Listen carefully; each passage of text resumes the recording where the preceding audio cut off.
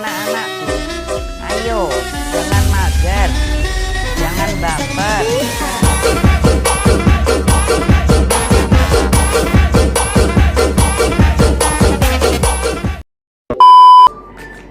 Assalamualaikum warahmatullahi wabarakatuh. Halo semuanya, perkenalkan nama saya Salwa Ali Ahmad. NIM saya 123240017.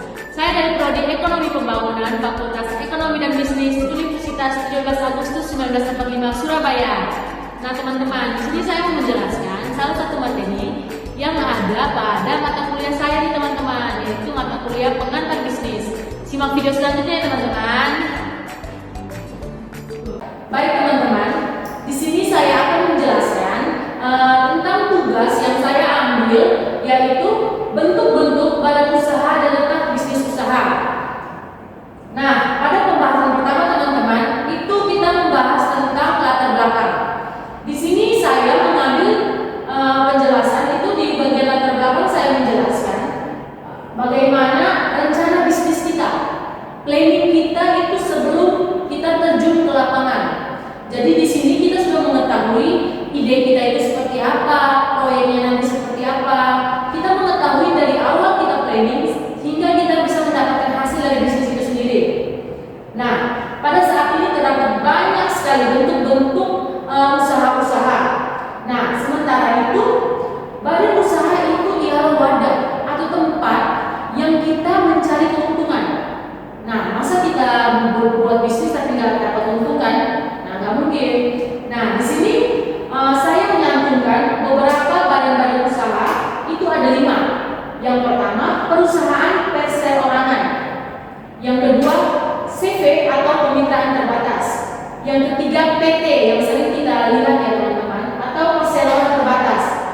Yang keempat, koperasi. Nah, siapa yang sering punya koperasi teman-teman? Dan yang terakhir itu perusahaan. Baik teman-teman. Nah, kenapa saya bisa membuat rumusan masalah? Karena ada beberapa pertanyaan yang saya masih belum bisa menemukan jawabannya. Itu teman-teman. Next. Tujuan. Nah, dari tujuan penelitian saya ini yang saya tuangkan ke dalam PowerPoint saya itu yang ada 4 tujuan. Yang pertama, memberi layanan kepada masyarakat atau mencari keuntungan.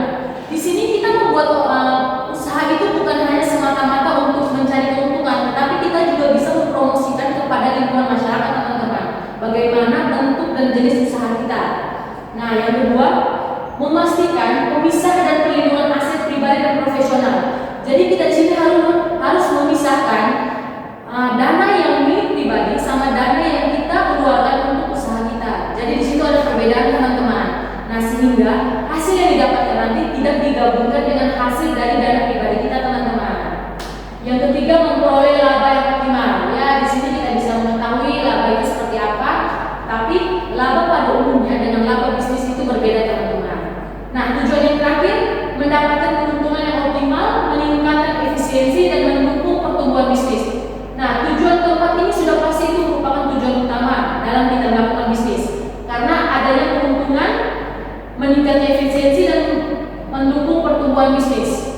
Jadi pertumbuhan kita yang sebelumnya masih menengah atau masih di bawah itu meningkat. Nah, bagaimana caranya kita bisa meningkatkan bisnis kita? Yaitu tadi dengan mengupgrade dari yang sebelumnya kita belum menggunakan bahan teknologi, kita menggunakan bahan teknologi di bisnis kita. Oke, selanjutnya di sini pembahasan. Pembahasan ini merupakan itu jawaban yang saya ambil ketika saya mencoba untuk memplanning bisnis saya ke lingkungan masyarakat. Berikutnya. Nah, ini merupakan lanjutan dari pembahasan. Ada 4 pembahasan inti.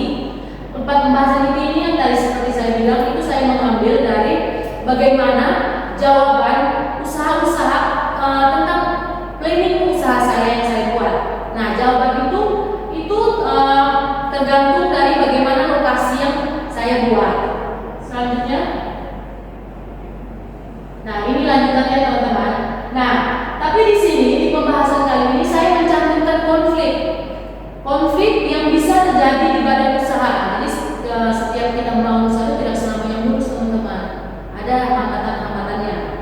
Nah, Konflik yang pertama itu konflik antar karyawan yang merupakan salah satu konflik yang paling umum dan itu sering terjadi.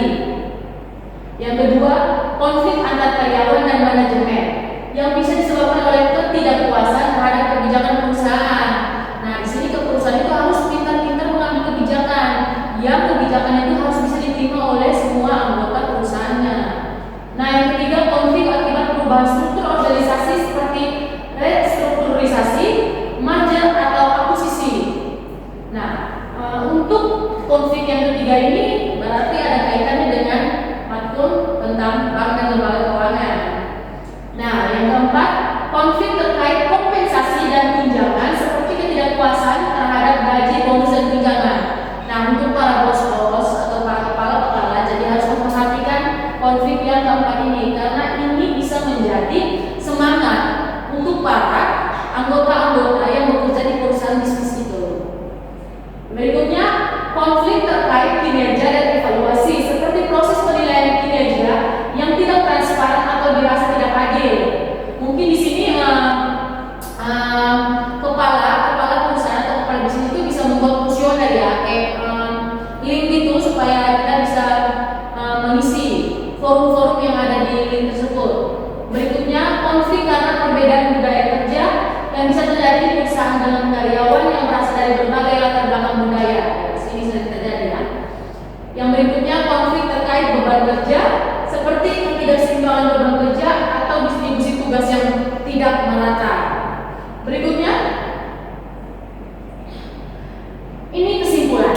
Nah, kesimpulan ini teman-teman sangat kompleks karena di sini saya menyimpulkan dari materi sebelumnya, bukan hanya materi sebelumnya, tetapi dari planning usaha yang saya susun.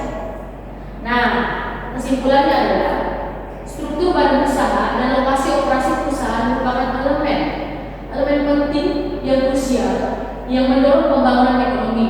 Jadi di sini seperti yang penjelasan pertama tadi, badan-badan usaha itu merupakan